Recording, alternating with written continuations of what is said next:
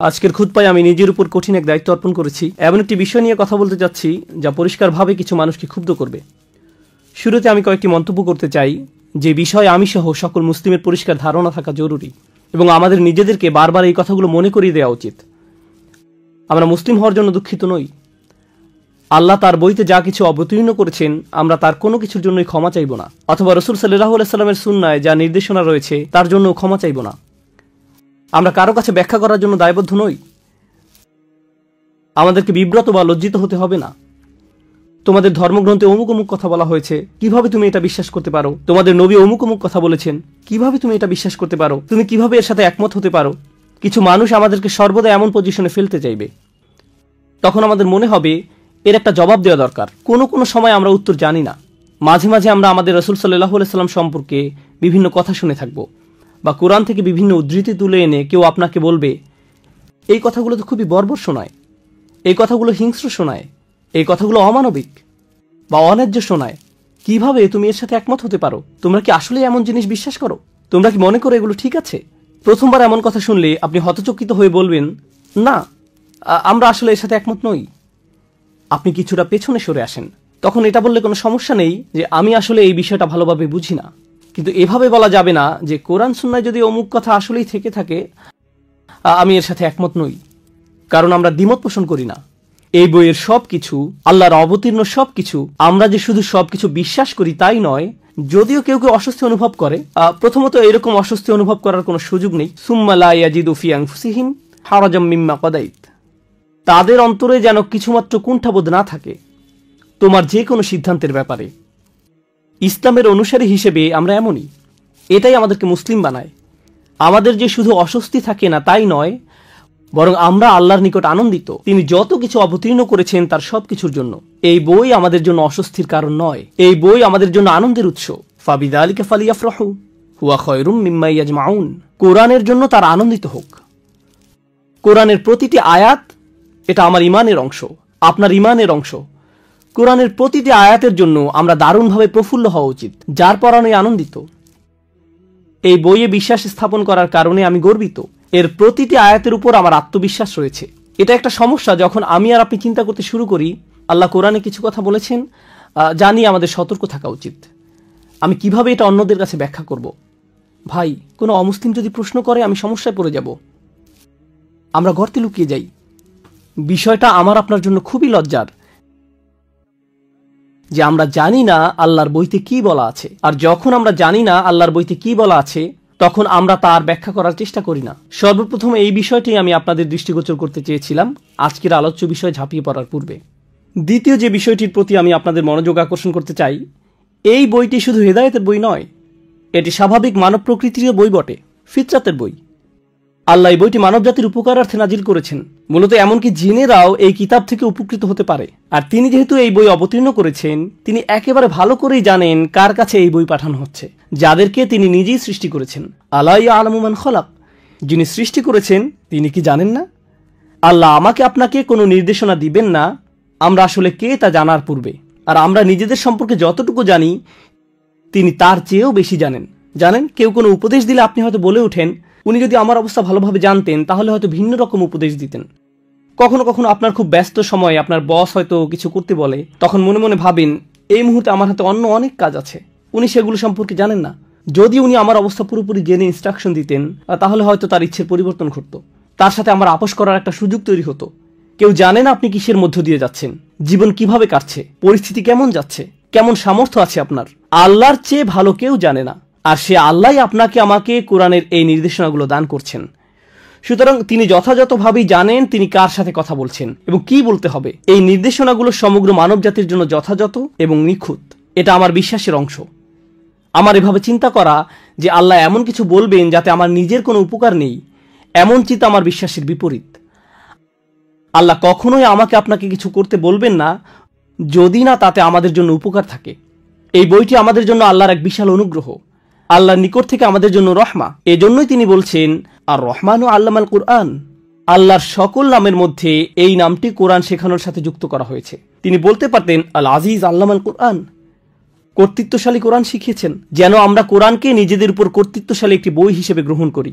কিন্তু না, তিনি এমন একজন শিক্ষক হিসেবে নিজের পরিচয় দিয়েছেন যিনি হলেন আর রহমান, অতিশয় বিস্ময়করভাবে দয়ালু, স্নেহপরায়ণ, কল্যাণকামী। তিনি কোরআন শিক্ষা দিয়েছেন। অতএব তিনি যখন শেখাচ্ছেন ভালোবাসা থেকে, কল্যাণকামিতা থেকে এবং দয়া থেকে।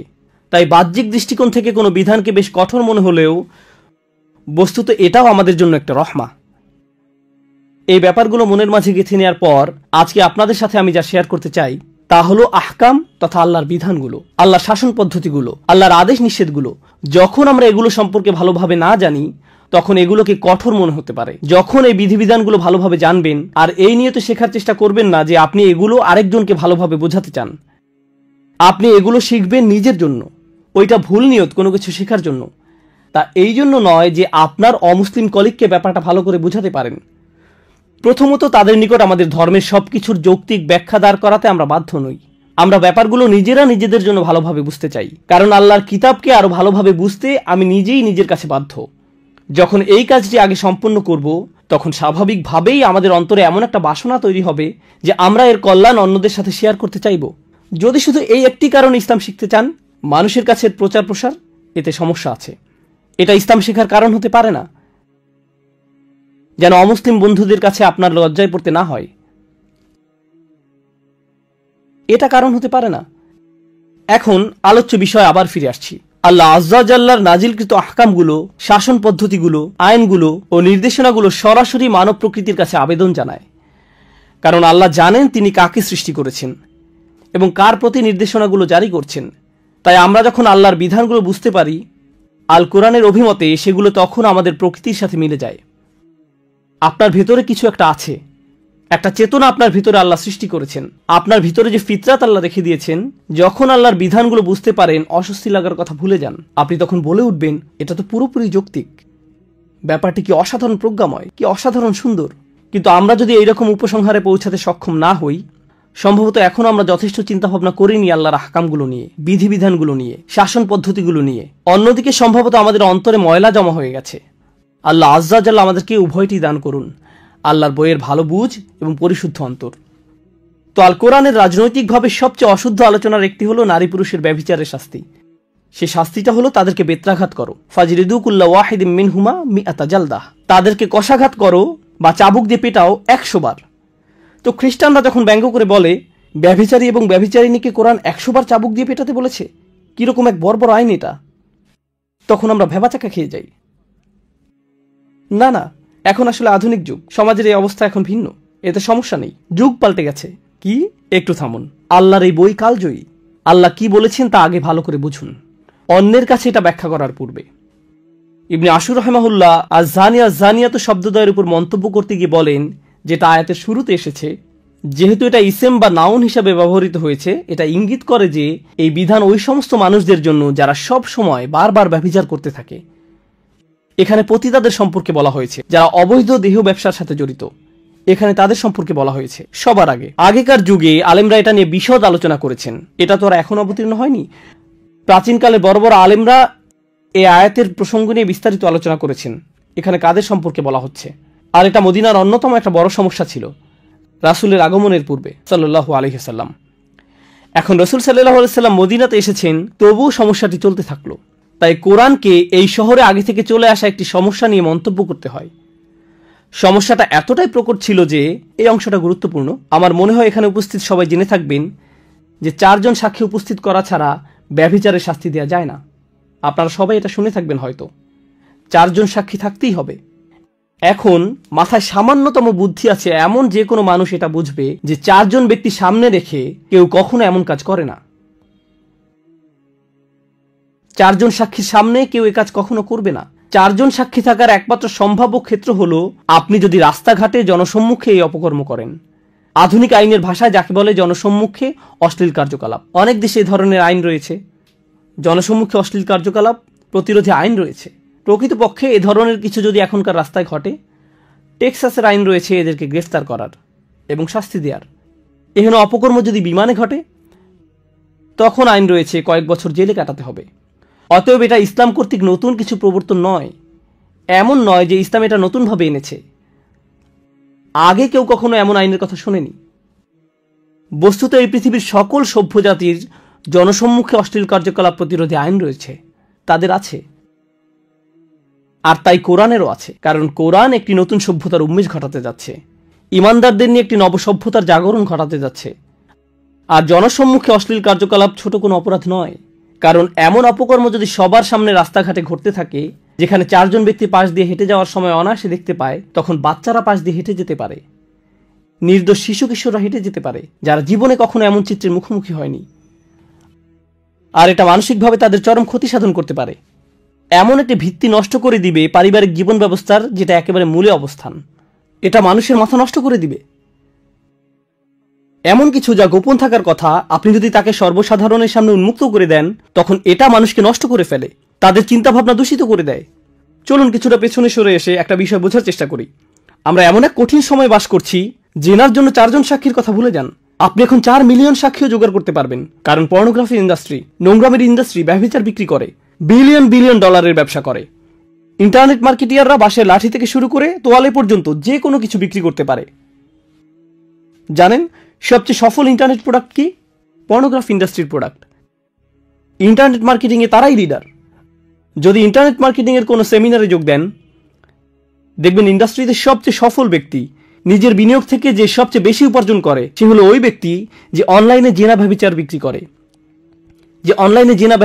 করে। ওরাই একেবারে সবার আগে থাকে। তো ব্যাপারটা এখন সম্পূর্ণরূপে মানুষের চোখের সামনে।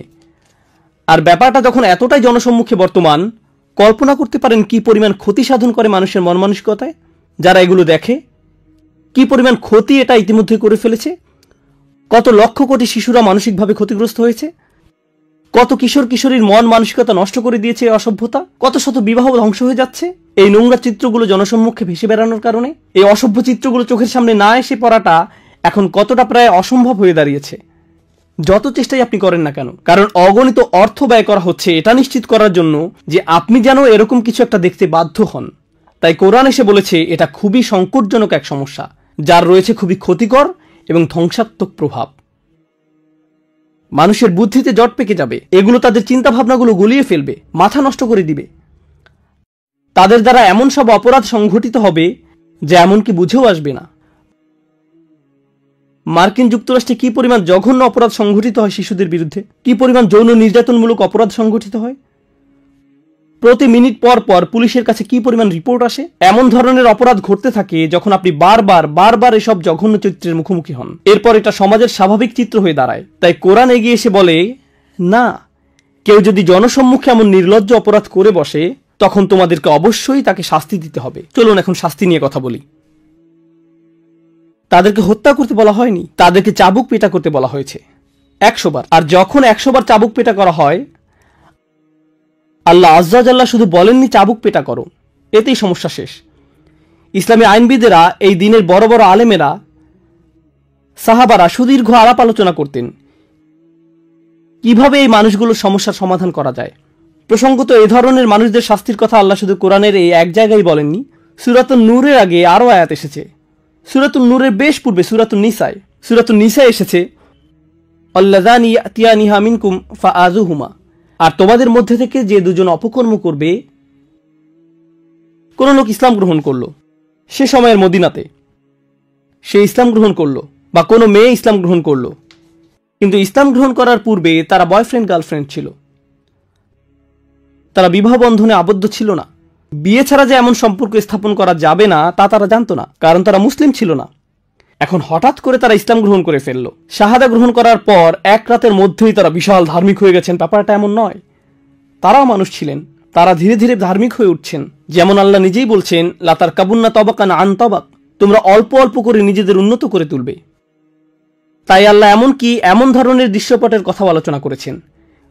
রাসূলের মাদানী জিন্দেগির একেবারে শুরুর দিকে এমনকি কোনো মুসলিমও হয়তো এ ধরনের কোনো ভুল কাজ করে ফেলতে পারে। কোনো যুবক ছেলে নফসের তাড়না বিয়ে ছাড়াই কিছু একটা করে ফেললো, সে এখনো বিয়ে করেনি, কিন্তু একটি মেয়ের সাথে সে কিছু একটা করে ফেললো। এখন এদেরকে নিয়ে কি করবেন?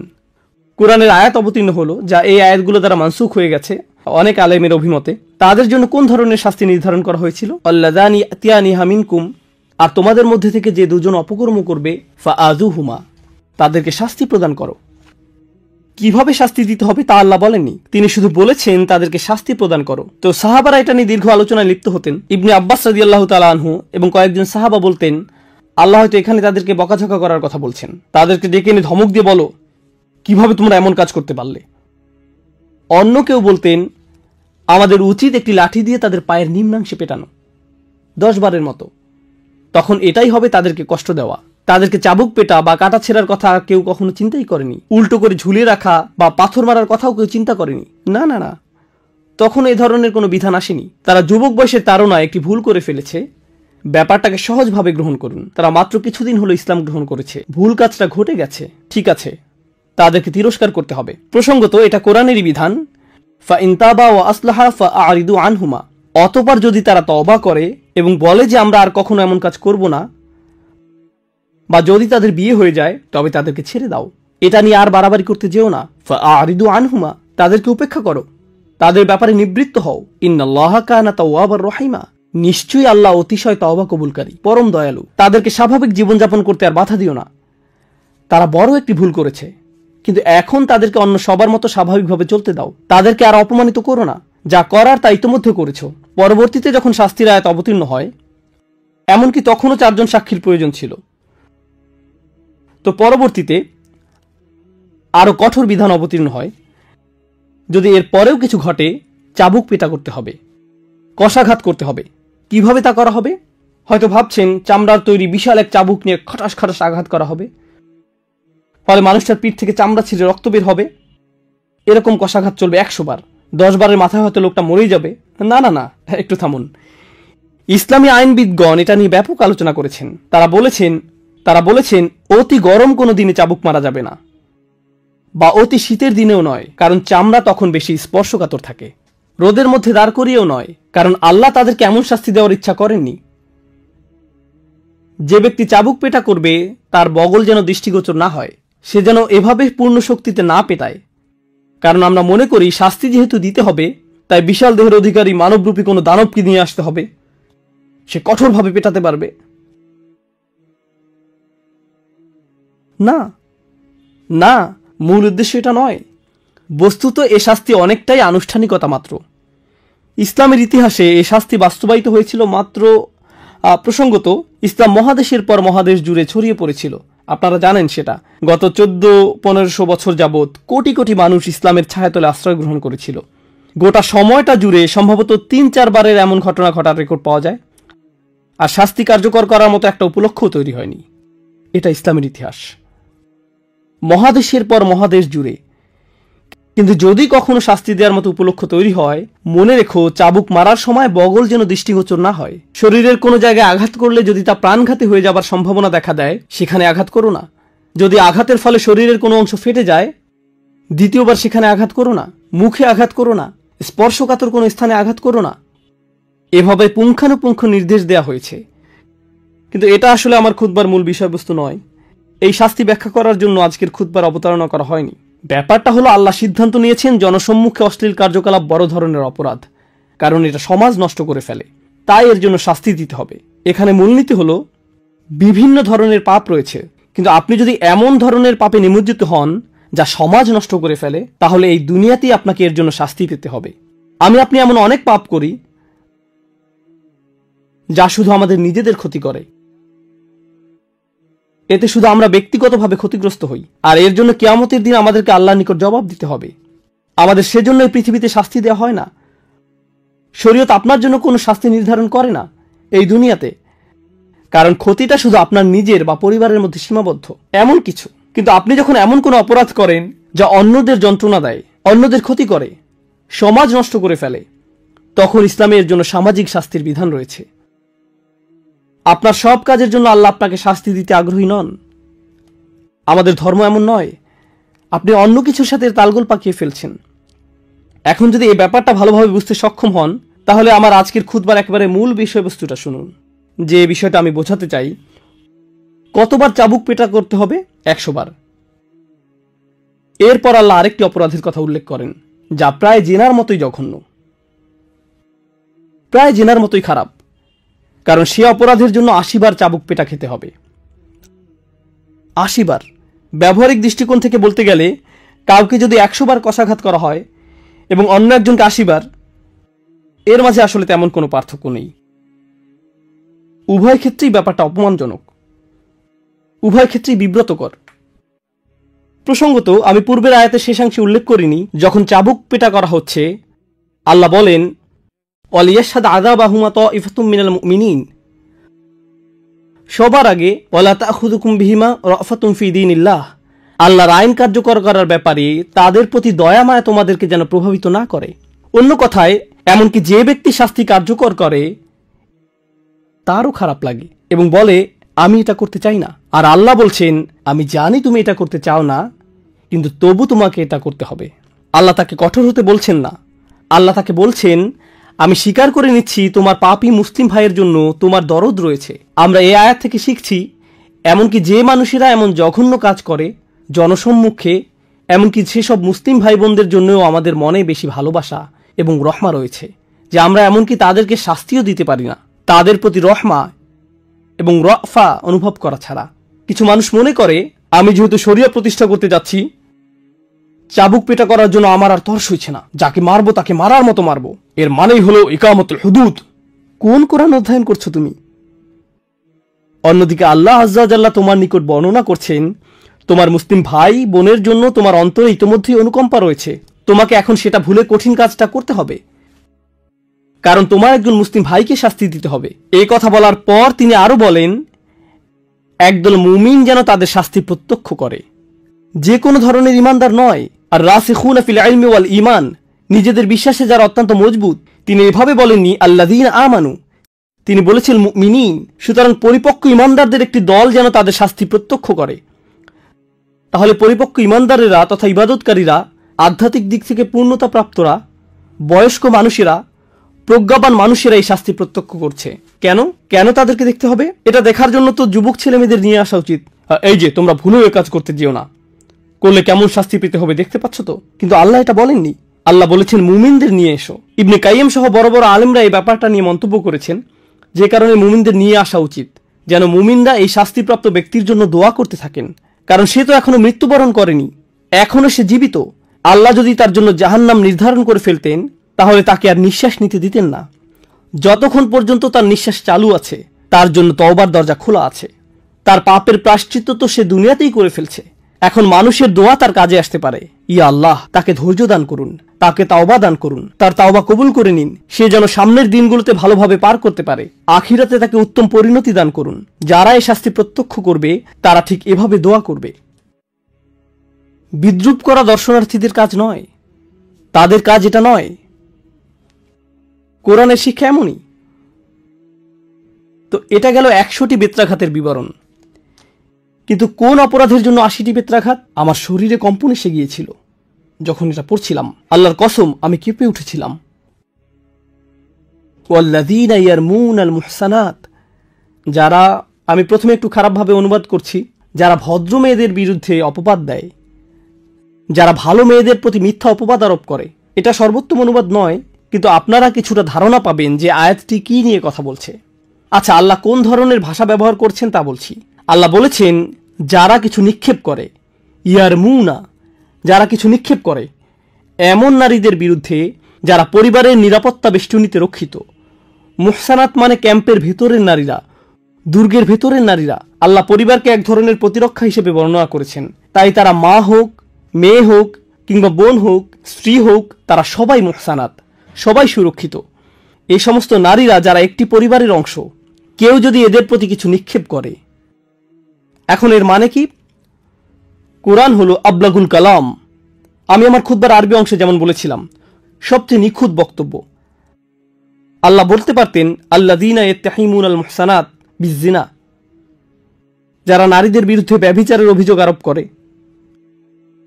আওদাহ, এটা আরো বেশি স্পষ্ট, কিন্তু তিনি এটা বলেননি।